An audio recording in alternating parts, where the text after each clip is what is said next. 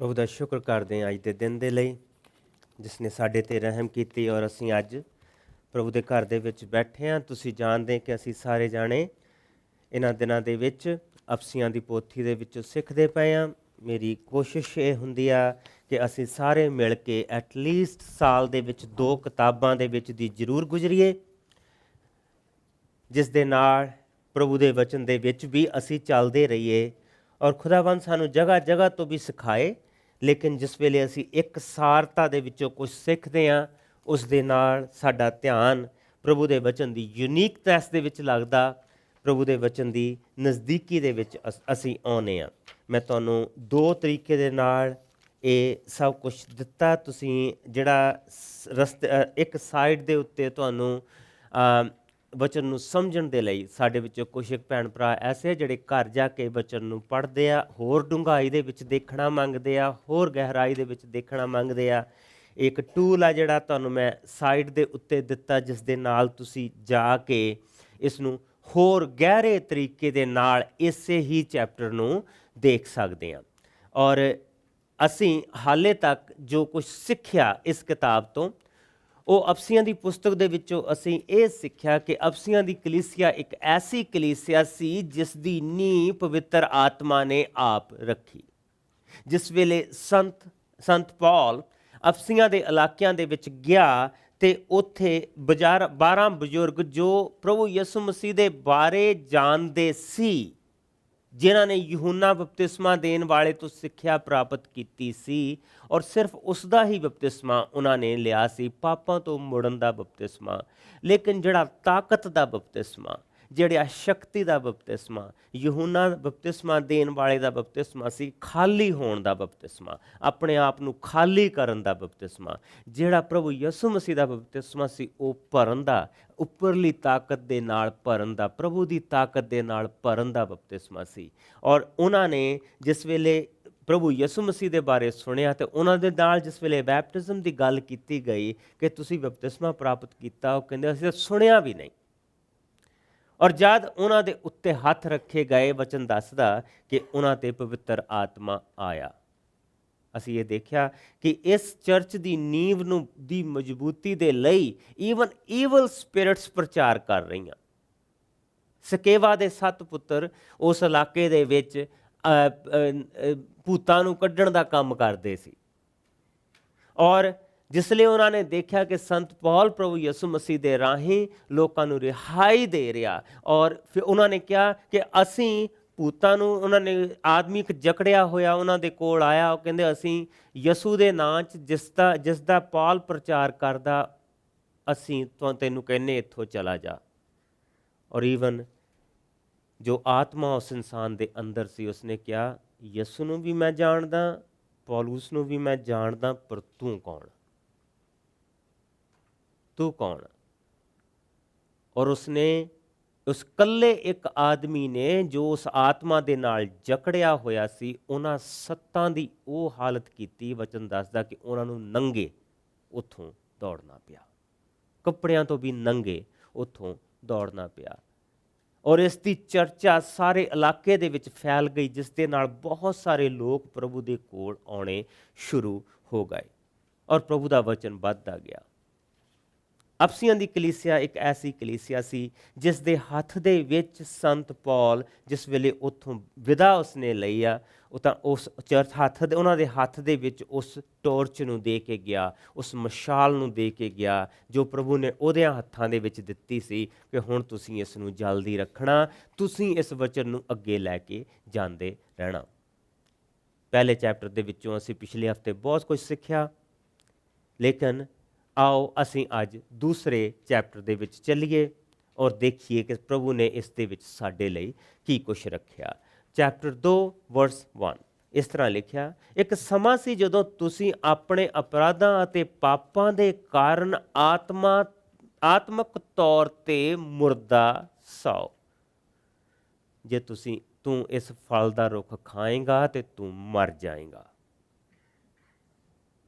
ਆਤਮਕ ਤੌਰ ਤੇ ਮੁਰਦਾ ਸੌ। ਕਿਹੜੀ ਚੀਜ਼ ਮਰ ਗਈ?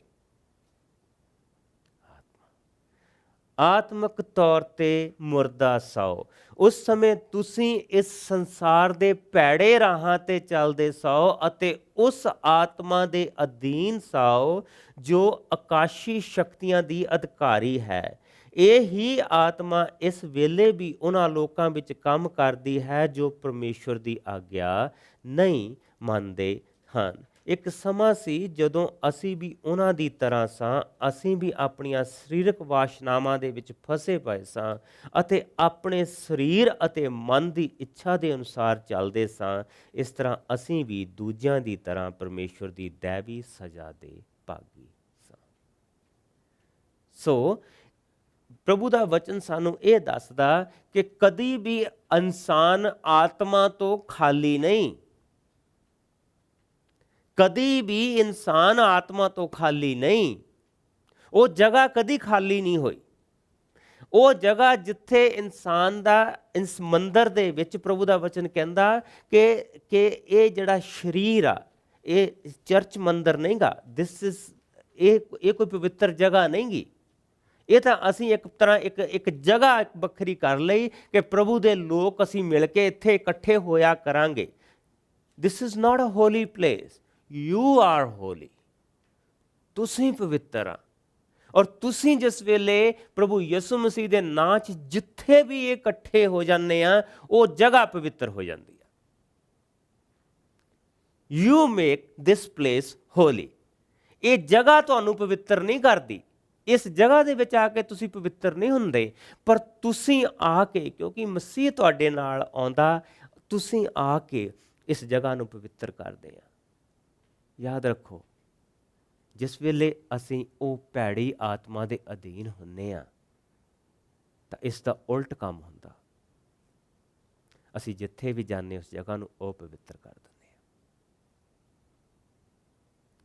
ਕਦੀ ਵੀ ਇਨਸਾਨ ਆਤਮਾ ਤੋਂ ਖਾਲੀ ਨਹੀਂ। ਇੱਕ ਜਾਂ ਦੂਸਰਾ ਆਤਮਾ ਹਮੇਸ਼ਾ ਉਸ ਦੇ ਅੰਦਰ ਆ। ਦੇਖੋ, ਪਰ ਪਰਮੇਸ਼ਵਰ ਦੀ ਦਇਆ, ਚੌਥੀ ਆਇਤ, ਪਰ ਪਰਮੇਸ਼ਵਰ ਦੀ ਦਇਆ ਕਿੰਨੀ ਵੱਡੀ ਹੈ ਅਤੇ ਉਸ ਦਾ ਪਿਆਰ ਕਿੰਨਾ ਮਹਾਨ ਹੈ। ਅਸੀਂ ਤਾਂ ਆਪਣੇ ਅਪਰਾਧਾਂ ਦੇ ਕਾਰਨ ਆਤਮਿਕ ਤੌਰ ਤੇ ਮਰ ਚੁੱਕੇ ਸਾਂ, ਪਰ ਉਸਨੇ ਸਾਨੂੰ ਮਸੀਹ ਦੀ ਸੰਗਤ ਦੇ ਵਿੱਚ ਫਿਰ ਜਿੰਦਾ ਕਰ ਦਿੱਤਾ ਹੈ। ਪਰਮੇਸ਼ਵਰ ਦੀ ਕਿਰਪਾ ਦੇ ਸਦਕੇ ਹੀ ਤੁਸੀਂ ਬਚਾਏ ਗਏ ਹੋ। ਅਗਲਾ ਹਿੱਸਾ ਦੇਖੋ, ਮਸੀਹ ਯਿਸੂ ਦੀ ਸੰਗਤ ਦੇ ਕਾਰਨ ਹੀ ਪਰਮੇਸ਼ਵਰ ਨੇ ਸਾਨੂੰ ਉਸ ਦੇ ਨਾਲ ਜਿੰਦਾ ਕੀਤਾ ਅਤੇ ਉਸ ਦੀ ਸਵਰਗੀ ਮਹਿਮਾ ਦੇ ਹਿੱਸੇਦਾਰ ਬਣਾਇਆ ਹੈ। ਬੜੇ ਧਿਆਨ ਦੇ ਨਾਲ ਇਸ ਹਿੱਸੇ ਨੂੰ ਦੇਖੋ। ਅਗਰ ਮਸੀਹ ਨਹੀਂ ਤੇ ਕੁਛ ਵੀ ਨਹੀਂ। ਅਗਰ ਮਸੀਹ ਨਹੀਂ, ਮੈਨੂੰ ਕਿਸੇ ਨੂੰ ਵੀ ਇਹ ਇੱਕ ਐਸਾ ਹਿੱਸਾ ਜਿਹੜਾ ਐਕਸਪਲੇਨੇਸ਼ਨ ਕੀਤੇ ਤੋਂ ਬਗੈਰ, ਇਸ ਨੂੰ ਖੋਲ੍ਹਣ ਤੋਂ ਬਗੈਰ ਵੀ ਇਹ ਬੜੀ ਸਧਾਰਨ ਤਰੀਕੇ ਦੇ ਨਾਲ ਸਮਝ ਆਉਂਦਾ। ਅਗਰ ਮਸੀਹ ਨਹੀਂ ਤਾਂ ਕੁਛ ਵੀ ਨਹੀਂ। ਕਿਸ ਦੇ ਕਾਰਨ ਅਸੀਂ ਜਿੰਦਾ ਕੀਤੇ ਗਏ ਹਾਂ? ਕਿਰਪਾ ਹੈ ਕਿ ਇਨਸਾਨ ਜਾਤੀ ਤੇ ਉਹਨੇ ਕਿਰਪਾ ਕੀ ਕੀਤੀ ਆ ਕਿ ਮਸੀਹ ਆਇਆ। ਮਸੀਹ ਦੇ ਰੂਪ ਦੇ ਵਿੱਚ ਉਹ ਆਪ ਆਇਆ। ਇਹ ਕਿਰਪਾ ਆ। ਸੋ ਜਿਸ ਵੇਲੇ ਅਸੀਂ ਮਸੀਹ ਦੀ ਸੰਗਤ ਦੇ ਵਿੱਚ ਆਉਂਦੇ ਆ, ਸਾਡੀ ਮਰੀ ਹੋਈ ਹਾਲਤ ਉਸ ਜ਼ਿੰਦਾ ਪਰਮੇਸ਼ਰ ਦੇ ਵਿੱਚ ਆਉਂਦੀ ਆ ਤੇ ਮੌਤ ਭੱਜਦੀ ਆ। ਅਗਰ ਅਸੀਂ ਇਸ ਕਮਰੇ ਦੇ ਵਿੱਚ ਦੇਖੀਏ, ਮੈਂ ਤੁਹਾਡੇ ਲਈ ਹੁਣੇ ਲਾਈਟ ਬੰਦ ਕਰੂੰਗਾ ਤੇ ਇੱਥੇ ਹਨੇਰਾ ਆ। ਮੈਨੂੰ ਡੰਡੇ ਮਾਰ ਕੇ ਇਸ ਹਨੇਰੇ ਨੂੰ ਦੜਾਉਣ ਦੀ ਲੋੜ ਨਹੀਂ। ਹਨੇਰਾ ਇਸ ਕਰਕੇ ਚਲਾ ਗਿਆ ਕਿ ਲਾਈਟ ਜਗ ਗਈ। That's it. ਹਨੇਰੇ ਨੂੰ ਜਾਣਾ ਪਿਆ ਕਿ ਰੋਸ਼ਨੀ ਹੋ ਗਈ। ਉਹ ਰੋਸ਼ਨੀ ਜੋ ਮਸੀਹ ਦੇ ਰਾਹੀਂ ਆਈ ਆ, ਉਹ ਵਚਨ ਜੋ ਨਬੀਆਂ ਨੂੰ ਦਿੱਤਾ ਗਿਆ ਸੀ, ਜਦ ਉਹ ਦੇਹਧਾਰੀ ਹੋ ਕੇ ਆਇਆ ਤੇ ਉਸ ਦੀ ਸੰਗਤ ਸਾਡੇ ਨਾਲ ਆਈ ਤਾਂ ਉਸ ਸੰਗਤ ਨੇ ਸਾਨੂੰ ਮੁੜ ਕੇ ਜਿੰਦਾ ਕੀਤਾ। ਮਸੀਹ ਦੀ ਸੰਗਤ ਨੇ ਸਾਨੂੰ ਜ਼ਿੰਦਗੀ ਦਿੱਤੀ ਆ। ਸੋ ਪਰਮੇਸ਼ਵਰ ਦੀ ਜਿਹੜੀ ਸਭ ਤੋਂ ਵੱਡੀ ਕਿਰਪਾ, the grace of God is Christ himself. ਪਰਮੇਸ਼ਵਰ ਦੀ ਜਿਹੜੀ ਕਿਰਪਾ ਜਿਹੜੀ ਉਹਨੇ ਸਾਡੇ ਉੱਤੇ ਕੀਤੀ ਆ, ਉਹ ਮਸੀਹ ਦੀ ਸੰਗਤ ਸਾਨੂੰ ਦਿੱਤੀ ਆ। ਔਰ ਇਹ ਹੀ ਨਹੀਂ, ਕਹਿੰਦਾ ਮਸੀਹ ਯਸੂ ਦੀ ਸੰਗਤ ਦੇ ਕਾਰਨ ਹੀ ਪਰਮੇਸ਼ਰ ਨੇ ਸਾਨੂੰ ਉਸ ਦੇ ਨਾਲ ਜਿੰਦਾ ਕੀਤਾ ਅਤੇ ਉਸ ਦੀ ਸਵਰਗੀ ਮਹਿਮਾ ਦੇ ਹਿੱਸੇਦਾਰ ਬਣਾਇਆ ਹੈ। ਪ੍ਰਭੂ ਨੇ ਆਪਣੀ ਮਹਿਮਾ ਅੱਜ ਤੱਕ ਕਿਸ ਦੇ ਨਾਲ ਸ਼ੇਅਰ ਕੀਤੀ ਹੈ? ਕਿਸੇ ਦੇ ਨਾਲ ਵੀ ਨਹੀਂ। ਉਸਨੇ ਆਪਣੀ ਮਹਿਮਾ ਨਬੀਆਂ ਦੇ ਨਾਲ ਵੀ ਸ਼ੇਅਰ ਨਹੀਂ ਕੀਤੀ। ਸਿਰਫ ਮੂਸਾ ਨੂੰ ਆਪਣੀ ਪਿੱਠ ਦਿਖਾਈ ਸੀ ਕਿ ਤੂੰ ਮੇਰੀ ਪਿੱਠ ਦੇਖ ਸਕਦਾ, ਹੋਰ ਕੁਛ ਨਹੀਂ ਦੇਖ ਸਕਦਾ। ਆਪਣੀ ਮਹਿਮਾ ਨਹੀਂ ਉਹਨੇ ਕਿਸੇ ਨਾਲ ਸ਼ੇਅਰ ਕੀਤੀ।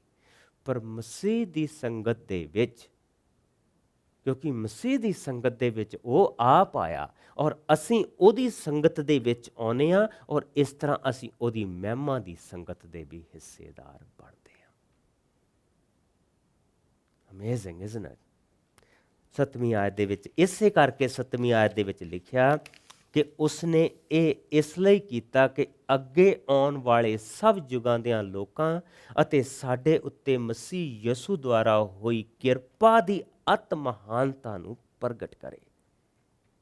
ਉਸ ਕਿਰਪਾ ਦੀ ਮਹਾਨਤਾ ਜਿਹੜੀ ਉਸਨੇ ਸਾਡੇ ਤੇ ਕੀਤੀ ਆ, ਦ ਗ੍ਰੇਸ ਆਫ ਗਾਡ, ਜਿਹੜੀ ਉਸਨੇ ਸਾਡੇ ਉੱਤੇ ਉਹ ਕਿਰਪਾ ਕੀਤੀ ਆ, ਮਸੀਹ ਸਾਨੂੰ ਦੇ ਕੇ ਉਸ ਦੀ ਅਤ ਮਹਾਨਤਾ ਨੂੰ ਪ੍ਰਗਟ ਕਰੇ। ਵਚਨ ਕੀ ਕਹਿੰਦਾ? ਕਹਿੰਦਾ ਤੁਸੀਂ ਉਸ ਦੀ ਕਿਰਪਾ ਦੁਆਰਾ ਵਿਸ਼ਵਾਸ ਦੇ ਕਾਰਨ ਬਚਾਏ ਗਏ ਹੋ। ਇਹ ਤੁਹਾਡੇ ਆਪਣੇ ਸਦਕਾ ਨਹੀਂ, ਸਗੋਂ ਪਰਮੇਸ਼ਵਰ ਦੀ ਦਾਤ ਹੈ। ਇਹ ਤੁਹਾਡੇ ਆਪਣੇ ਸਦਕਾ ਨਹੀਂ, ਮੇਰੇ ਆਪਣੇ ਕੰਮ ਕੁਛ ਨਹੀਂਗੇ। ਪ੍ਰਭੂ ਦੇ ਵਚਨ ਦੇ ਵਿੱਚ ਸਾਫ਼ ਲਿਖਿਆ, ਯਸਾਇਆ ਨਬੀ ਕਹਿੰਦਾ ਕਿ ਇਨਸਾਨ ਦੀ ਤਾਂ ਸਭ ਤੋਂ ਵੱਡੀ ਸ਼ੁੱਧਤਾ ਵੀ ਗੰਦੇ ਕੱਪੜਿਆਂ ਦੇ ਬਰਾਬਰ ਆ। ਇਨਸਾਨ ਦੇ ਵਿੱਚ ਕੋਈ ਚੀਜ਼ ਸ਼ੁੱਧ ਨਹੀਂ। ਬਾਅਦ ਵਿੱਚ ਇਨਸਾਨ ਨੇ ਜਿਸ ਚੀਜ਼ ਨੂੰ ਹੱਥ ਲਾਇਆ ਉਸ ਨੂੰ ਵੀ ਅਸ਼ੁੱਧ ਕਰਕੇ ਰੱਖ ਦਿੱਤਾ। ਹਰੇ ਭਰੇ ਜੰਗਲਾਂ ਨੂੰ ਫਲਦਾਰ ਰੁੱਖ ਵੱਢ ਕੇ ਉੱਥੇ ਸੀਮਟ ਪਾ ਦਿੱਤਾ, ਸੜਕਾਂ ਬਣਾਤੀਆਂ। ਜੰਗਲੀ ਰੁੱਖਾਂ ਦੀਆਂ ਨਸਲਾਂ ਖਤਮ ਕਰ ਦਿੱਤੀਆਂ, ਜਾਨਵਰਾਂ ਦੀਆਂ ਨਸਲਾਂ ਖਤਮ ਕਰ ਦਿੱਤੀਆਂ। ਇਸ ਨੇ ਤਾਂ ਜਿਹੜੀ ਚੀਜ਼ ਨੂੰ ਹੱਥ ਲਾਇਆ ਉਜਾੜਾ ਹੀ ਉਜਾੜਾ ਕੀਤਾ, ਉਜਾੜਾ ਹੀ ਉਜਾੜਾ ਕੀਤਾ। ਅੱਜ ਸਾਹ ਲੈਣ ਦੇ ਲਈ, ਸਾਹ ਸਾਫ਼ ਰੱਖਣ ਦੇ ਲਈ ਸਾਨੂੰ ਕਿੰਨੇ ਕੰਮ ਕਰਨੇ ਪੈ ਰਹੇ ਆ, ਕੀ ਕੁਛ ਕਰਨਾ ਪੈ ਰਿਹਾ। ਇਨਸਾਨ ਦੇ ਅੰਦਰ ਕੋਈ ਸ਼ੁੱਧਤਾ ਨਹੀਂ। ਚਾਹੇ ਜਿਹੜਾ ਮਰਜ਼ੀ ਕੋ ਕੱਪੜਾ ਪਾ ਕੇ ਬੈਠਾ ਆ, ਅਸ਼ੁੱਧ ਆ, ਕੋਈ ਸ਼ੁੱਧ ਨਹੀਂ। ਇਹ ਤਾਂ ਪਰਮੇਸ਼ਵਰ ਦੀ ਕਿਰਪਾ ਆ, ਇਹ ਤਾਂ ਉਸਦੀ ਕਿਰਪਾ ਆ ਜੋ ਮਸੀਹ ਯਸੂ ਦੀ ਸੰਗਤ ਦੇ ਵਿੱਚ, ਜੋ ਉਸਨੇ ਕਿਹਾ ਕਿ ਜਗਤ ਦਾ ਚਾਨਣ ਮੈਂ ਆ, ਜਦ ਉਹ ਆ ਕੇ ਕਿਸੇ ਦੀ ਜ਼ਿੰਦਗੀ ਦੇ ਵਿੱਚ ਆਉਂਦਾ, ਕੋਈ ਉਸ ਨੂੰ ਕਹਿੰਦਾ ਕਿ ਪ੍ਰਭੂ ਜੀ ਮੈਂ ਇਸ ਦੇ ਯੋਗ ਤਾਂ ਹੈ ਨਹੀਂ, ਨਾ ਤਾਂ ਮੇਰੇ ਕੋਲ ਕੋਈ ਚੰਗਾ ਕੰਮ ਆ, ਨਾ ਮੇਰੀ ਕੋਈ ਸ਼ੁੱਧ ਸੋਚ ਆ, ਪਰ ਤੂੰ ਮੇਰੀ ਜ਼ਿੰਦਗੀ 'ਚ ਆ, ਤੂੰ ਮੇਰੇ ਤੇ ਰਹਿਮ ਕਰ। ਔਰ ਉਹ ਆਉਂਦਾ, ਉਹ ਪੁੱਛਦਾ ਨਹੀਂ, ਉਹ ਸਾਡੇ ਕੀਤਿਆਂ ਕੰਮਾਂ ਨੂੰ ਨਹੀਂ ਪੁੱਛਦਾ। ਉਹ ਆਉਂਦਾ ਔਰ ਕਹਿੰਦਾ ਹੁਣ ਮੈਂ ਆਪਣੇ ਨਾਮ ਦੀ ਖਾਤਰ ਤੈਨੂੰ ਪਵਿੱਤਰ ਰੱਖੂੰਗਾ,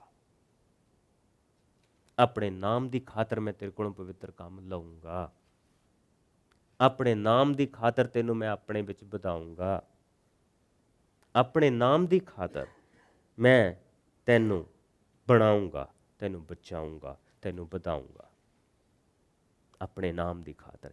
ਇਹ ਹੈ ਕਿਰਪਾ। ਕਿਰਪਾ ਕਦੀ ਅਧੂਰੀ ਨਹੀਂ ਹੋਈ। ਕਿਰਪਾ ਕਦੀ ਇੰਨੀ ਕਿ ਨਹੀਂ ਦਿੱਤੀ ਜਾਂਦੀ ਕਿ ਬਸ ਅੱਜ ਤੇਰੇ ਲਈ ਇੰਨੀ ਆ।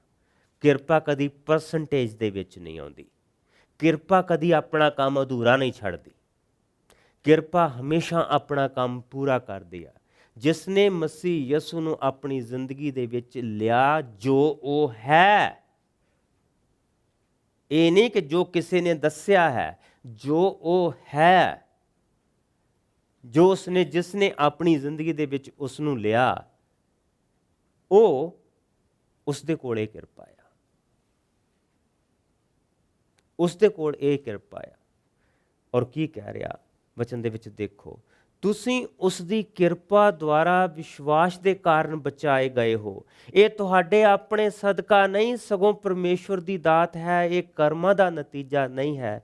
ਇਸ ਲਈ ਇਸ ਤੇ ਕਿਸੇ ਤਰ੍ਹਾਂ ਦਾ ਵੀ ਹੰਕਾਰ ਨਹੀਂ ਕੀਤਾ ਜਾ ਸਕਦਾ। ਅਸੀਂ ਪਰਮੇਸ਼ਵਰ ਦੀ ਰਚਨਾ ਹਾਂ।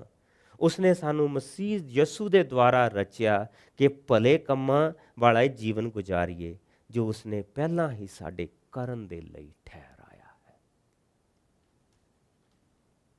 Isn't that amazing? ਕਿ ਉਸਨੇ ਇਹ ਸਾਰੀਆਂ ਚੀਜ਼ਾਂ ਸਾਡੇ ਲਈ ਪਹਿਲਾਂ ਹੀ ਠਹਿਰਾਈਆਂ ਆ, ਔਰ ਉਸਨੇ ਮਸੀਹ ਦੇ ਵਿੱਚ ਸਾਨੂੰ ਦੁਬਾਰਾ ਜ਼ਿੰਦਾ ਕੀਤਾ। ਮਸੀਹ ਦੇ ਵਿੱਚ ਉਸਨੇ ਸਾਡੀ ਸੰਗਤ ਦੇ ਵਿੱਚ ਸਾਨੂੰ ਮੁੜ ਕੇ ਦੁਬਾਰਾ ਖੜਾ ਕੀਤਾ।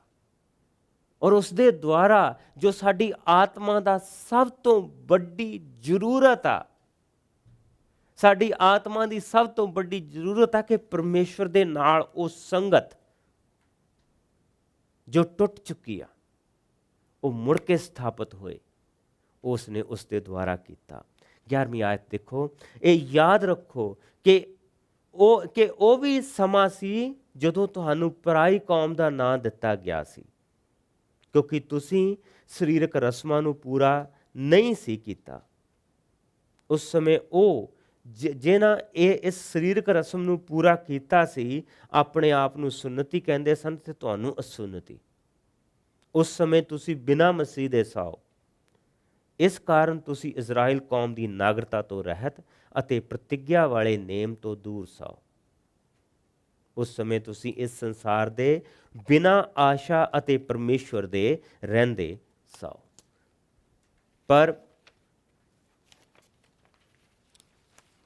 ਪਰ ਹੁਣ ਮਸੀਹ ਦੇ ਵਿੱਚ ਤੁਸੀਂ ਜੋ ਉਸ ਸਮੇਂ ਦੂਰ ਸਾਓ, ਮਸੀਹ ਦੇ ਖੂਨ ਦੁਆਰਾ ਲਾਗੇ ਲਿਆਂਦੇ ਗਏ ਹੋ। ਦੇਖੋ, ਇਸ ਇੱਕ ਚੈਪਟਰ ਦੇ ਵਿੱਚ ਕਿੰਨੀ ਵਾਰ ਮਸੀਹ ਦੇ ਬਾਰੇ ਇਹ ਦੱਸਿਆ ਗਿਆ ਕਿ ਉਸਨੇ ਕਿਹੜਾ ਕਿਹੜਾ ਕੰਮ ਕੀਤਾ। ਅਗਰ ਇਸ ਚੈਪਟਰ ਨੂੰ ਲੈ ਕੇ ਤੁਸੀਂ ਜੈਨੇਸਿਸ ਦੇ ਪਹਿਲੇ 3 ਚੈਪਟਰ ਪੜ੍ਹ ਕੇ ਇਸ ਚੈਪਟਰ ਨੂੰ ਅਗਰ ਪੜ੍ਹੋਗੇ, 3 ਚੈਪਟਰ ਕੀ, ਸਿਰਫ ਤੀਸਰਾ ਚੈਪਟਰ ਪੜ੍ਹਿਓ, ਸਿਰਫ ਤੀਸਰਾ ਚੈਪਟਰ ਪੜ੍ਹ ਕੇ ਇਸ ਚੈਪਟਰ ਨੂੰ ਪੜ੍ਹਿਓ, ਦੇਖਿਓ ਇਹ ਚੈਪਟਰ ਕਿੱਦਾਂ ਖੁੱਲ੍ਹਦਾ ਤੁਹਾਡੇ ਲਈ। ਤੁਹਾਡੀਆਂ ਅੱਖਾਂ ਦੇ ਮੂਹਰੇ ਐਨ ਖਲਾਰਾ ਪੈ ਜਾਏਗਾ ਕਿ ਪਰਮੇਸ਼ਰ ਦਾ ਕੰਮ ਕੀ ਔਰ ਮਸੀਹ ਕਿਉਂ ਆਇਆ। ਔਰ ਮੈਂ ਤੁਹਾਨੂੰ ਬੇਨਤੀ ਕਰੂੰਗਾ ਕਿ ਅੱਜ ਜਾ ਕੇ ਘਰ ਜਾ ਕੇ ਇਸ ਨੂੰ ਜ਼ਰੂਰ ਪੜ੍ਹਿਓ ਔਰ ਜੈਨੇਸਿਸ ਦਾ ਉਤਪਤ ਦਾ ਤੀਸਰਾ ਚੈਪਟਰ ਇਸ ਦੇ ਨਾਲ ਪੜ੍ਹਿਓ। ਤੁਹਾਨੂੰ ਬਹੁਤ ਕੁਝ ਪ੍ਰਾਪਤ ਹੋਏਗਾ ਕਿ ਕਿਸ ਤਰ੍ਹਾਂ ਸੰਗਤ ਟੁੱਟ ਗਈ, ਕਿਸ ਤਰ੍ਹਾਂ ਸੰਗਤ ਜੋੜੀ ਗਈ, ਕਿਸ ਤਰ੍ਹਾਂ ਅਸੀਂ ਕਿੱਦਾਂ ਪਰਮੇਸ਼ਰ ਦੇ ਨਾਲ ਜੋ ਰਿਸ਼ਤਾ ਸੀ ਉਹ ਟੁੱਟ ਗਿਆ, ਕਿਸ ਤਰ੍ਹਾਂ ਉਹ ਮੁੜ ਕੇ ਜੋੜਿਆ ਗਿਆ। ਔਰ ਇਸੇ ਕਰਕੇ ਉਹ 14ਵੀਂ ਆਇਤ 'ਚ ਕਹਿੰਦਾ, ਮਸੀਹ ਆਪ ਸਾਡਾ ਮੇਲ ਹੈ। ਉਸਨੇ ਹੀ ਯਹੂਦੀਆਂ ਅਤੇ ਦੂਜੀਆਂ ਕੌਮਾਂ ਨੂੰ ਇੱਕ ਕੀਤਾ ਹੈ। ਉਸਨੇ ਆਪਣੇ ਸਰੀਰ ਦੀ ਕੁਰਬਾਨੀ ਦੁਆਰਾ ਬੈਰ ਭਾਵ ਜੁਦਾਈ ਦੀ ਕੰਧ ਨੂੰ ਢਾਹ ਦਿੱਤਾ ਹੈ। ਉਸਨੇ ਨੇਮ ਨੂੰ ਉਸਦੇ ਹੁਕਮਾਂ ਅਤੇ ਮੰਗਾਂ ਸਮੇਤ ਖਤਮ ਕਰ ਦਿੱਤਾ ਹੈ। ਉਸਨੇ ਇਹ ਇਸ ਲਈ ਕੀਤਾ ਹੈ ਕਿ ਉਹ ਯਹੂਦੀਆਂ ਅਤੇ ਦੂਜੀਆਂ ਕੌਮਾਂ ਵਿੱਚੋਂ ਇੱਕ ਸਾਂਝੀ ਕੌਮ ਪੈਦਾ ਕਰੇ ਜੋ ਉਸਦੇ ਨਾਲ ਇੱਕ ਹੋਵੇ ਅਤੇ ਇਸ ਤਰ੍ਹਾਂ ਸ਼ਾਂਤੀ ਸਥਾਪਿਤ ਹੋਵੇ। Can you C that? ਬੰਦੇ ਦੇ 2 ਰਿਸ਼ਤੇ ਹੁੰਦੇ ਆ। ਇੱਕ ਜੋ ਮੇਰਾ ਰਿਸ਼ਤਾ ਤੁਹਾਡੇ ਨਾਲ ਭੈਣ ਭਰਾਵਾਂ ਦਾ ਆ, ਇੱਕ ਜਿਹੜਾ ਮੇਰਾ ਰਿਸ਼ਤਾ ਤੇ ਪਰਮੇਸ਼ਰ ਦਾ ਰਿਸ਼ਤਾ ਹੈ।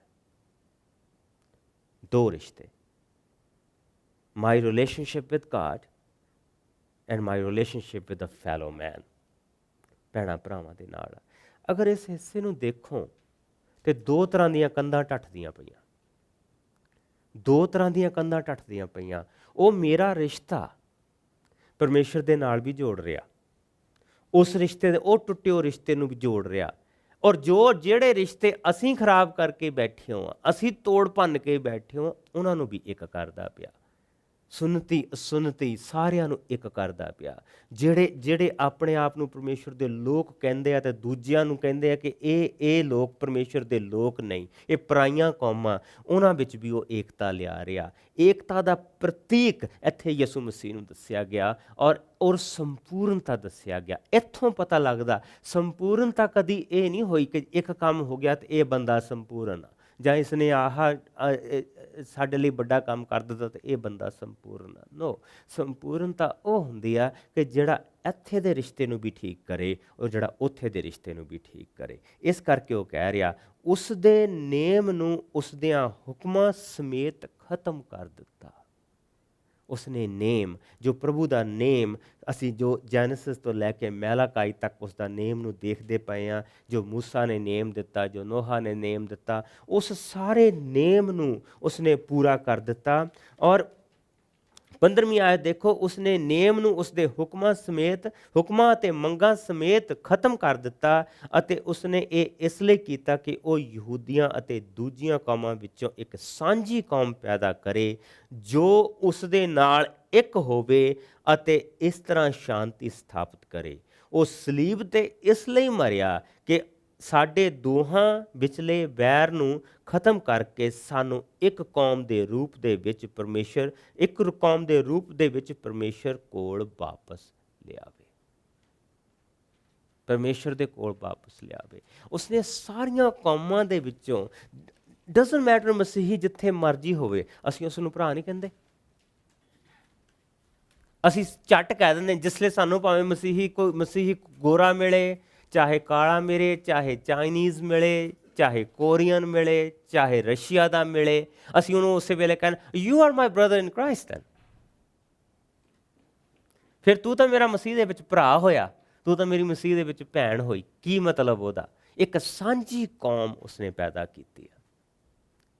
ਸਾਰੀ ਇਨਸਾਨ ਜਾਤੀ ਨੂੰ ਉਸਨੇ ਇਕੱਠਾ ਕਰ ਦਿੱਤਾ। ਮਸੀਹ ਦੇ ਵਿੱਚ ਸਾਰੀ ਇਨਸਾਨ ਜਾਤੀ ਇਕੱਠੀ ਹੋ ਜਾਂਦੀ ਆ ਔਰ ਉਹਦੇ ਵਿੱਚੋਂ ਉਹ ਕਹਿੰਦਾ ਕਿ ਉਹਨਾਂ ਨੂੰ ਪਰਮੇਸ਼ਰ ਦੇ ਕੋਲ ਵਾਪਸ ਲੈ ਕੇ ਆਵੇ। ਵਰਸ 17 ਇਸ ਦੇ ਵਿੱਚ ਲਿਖਿਆ ਕਿ ਮਸੀਹ ਨੇ ਆ ਕੇ ਸ਼ੁਭ ਸਮਾਚਾਰ ਦਾ ਪ੍ਰਚਾਰ ਤੁਹਾਡੇ ਲਈ ਕੀਤਾ ਜੋ ਦੂਰ ਸਨ ਅਤੇ ਯਹੂਦੀਆਂ ਦੇ ਲਈ ਵੀ ਜੋ ਨੇੜੇ ਸਨ। ਹੁਣ ਇਹ ਮਸੀਹ ਦੇ ਦੁਆਰਾ ਹੀ ਸਾਨੂੰ ਦੋਹਾਂ ਅਰਥਾਤ ਯਹੂਦੀਆਂ ਅਤੇ ਤੁਹਾਨੂੰ ਇੱਕ ਆਤਮਾ ਦੇ ਵਿੱਚ ਹੋ ਕੇ ਇੱਕ ਪਰਮੇਸ਼ਰ ਦੇ ਸਾਹਮਣੇ ਜਾਣ ਦਾ ਇੱਕੋ ਜਿਹਾ ਅਧਿਕਾਰ ਮਿਲਿਆ ਹੈ। There is not two।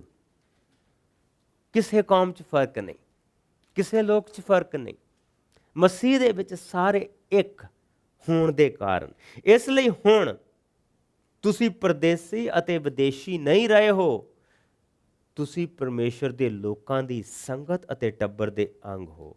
ਹੁਣ ਤੁਸੀਂ ਵੀ ਉਸ ਇਮਾਰਤ ਦੇ ਅੰਗ ਹੋ ਜਿਸ ਦੀ ਨੀਂਹ ਰਸੂਲ ਅਤੇ ਨਬੀ ਹਨ ਅਤੇ ਜਿਸ ਦੇ ਕੋਨੇ ਦਾ ਪੱਥਰ ਮਸੀਹ ਯਿਸੂ ਆਪ ਹੈ।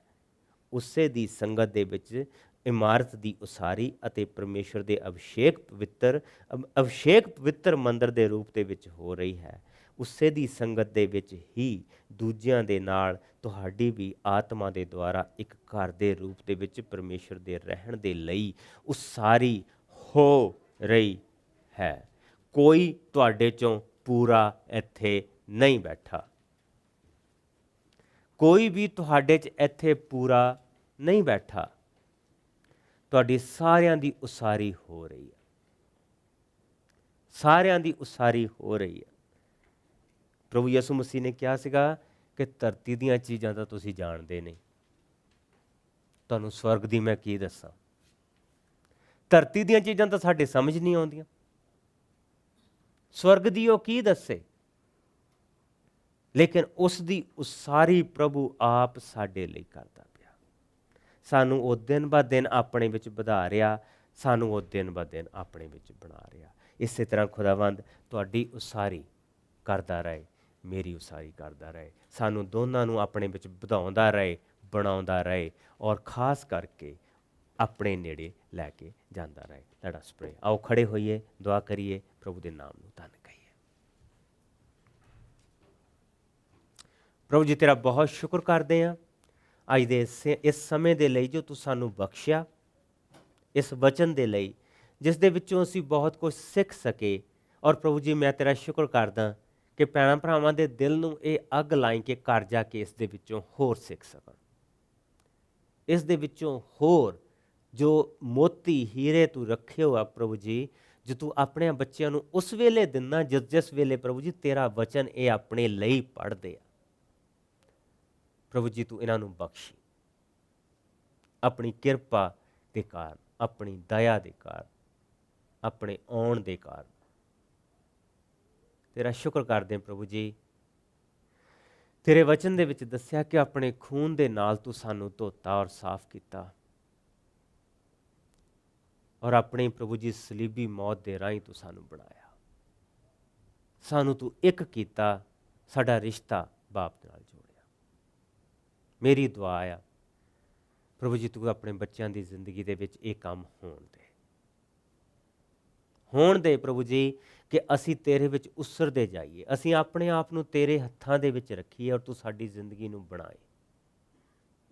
ਇਹ ਤੂੰ ਹੋਣ ਦੇ ਪ੍ਰਭੂ ਜੀ ਕਿ ਸਾਡੀ ਜ਼ਿੰਦਗੀ ਦੇ ਵਿੱਚ ਸ਼ੁੱਧਤਾ ਆਏ, ਕਿ ਅਸੀਂ ਤੇਰੇ ਵਿੱਚ ਐਨੇ ਬਣੀਏ, ਤੇਰੇ ਵਿੱਚ ਐਨੇ ਵਧੀਏ ਕਿ ਖੁਦਾਵੰਦ ਜਿਸ ਕੰਮ ਦੇ ਲਈ ਅਸੀਂ ਚੁਣੇ ਗਏ ਹਾਂ, ਜਿਹਨਾਂ ਮਹਾਨ ਕੰਮਾਂ ਦੇ ਲਈ ਅਸੀਂ ਚੁਣੇ ਗਏ ਹਾਂ, ਤੂੰ ਸਾਨੂੰ ਉਹਨਾਂ ਮਹਾਨ ਕੰਮਾਂ ਦੇ ਲਈ ਵਰਤੇ। ਸਾਡੇ ਤੇ ਆਪਣਾ ਰਹਿਮ ਵਾਲਾ ਹੱਥ ਬਣਾ ਕੇ ਰੱਖ ਔਰ ਵਧਾ ਕੇ ਰੱਖ।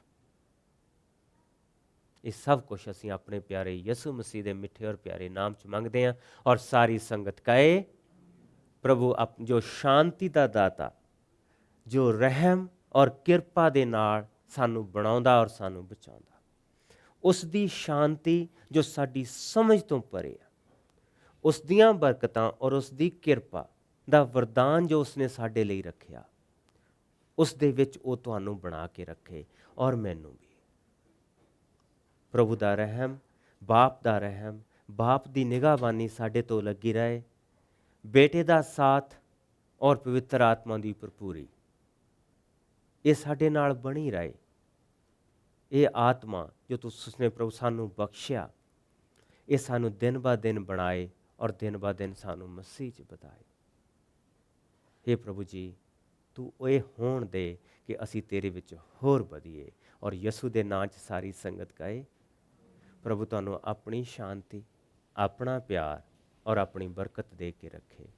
ਪ੍ਰਭੂ ਤੁਹਾਨੂੰ ਆਪਣੇ ਔਜ਼ਾਰ ਬਣਾ ਕੇ ਵਰਤੇ ਔਰ ਤੁਸੀਂ ਦੂਸਰਿਆਂ ਦੇ ਲਈ ਬਰਕਤ ਦਾ ਕਾਰਨ ਬਣੋ। ਤੁਹਾਡੇ ਵਿੱਚੋਂ ਜੋ ਭੈਣ ਭਰਾ ਪ੍ਰਭੂ ਦੇ ਘਰ ਦੇ ਲਈ ਲੈ ਕੇ ਆਏ ਆ, ਪ੍ਰਭੂ ਤੁਹਾਨੂੰ ਉਸ ਦੇ ਵਿੱਚ ਹੋਰ ਵਧਾਏ ਔਰ ਹੋਰ ਬਣਾਏ। ਔਰ ਪ੍ਰਭੂ ਜੀ ਮੇਰੀ ਦੁਆ ਆ ਕਿ ਤੇਰੇ ਬੱਚਿਆਂ ਦੇ ਹੱਥ ਹਮੇਸ਼ਾ ਸਿਰਫ ਤੇਰੇ ਅੱਗੇ ਅੱਡਣ, ਇਹ ਹਮੇਸ਼ਾ ਦਿੰਦੇ ਰਹਿਣ, ਤੇਰੇ ਮਿੱਠੇ ਪਿਆਰੇ ਯਿਸੂ ਨਾਮ 'ਚ ਆਮੀਨ। Bless you. ਖੁਦਾਵੰਦ ਤੁਹਾਨੂੰ ਬਰਕਤ ਦੇ ਔਰ ਤੁਹਾਡੇ ਨਾਲ ਬਣੇ।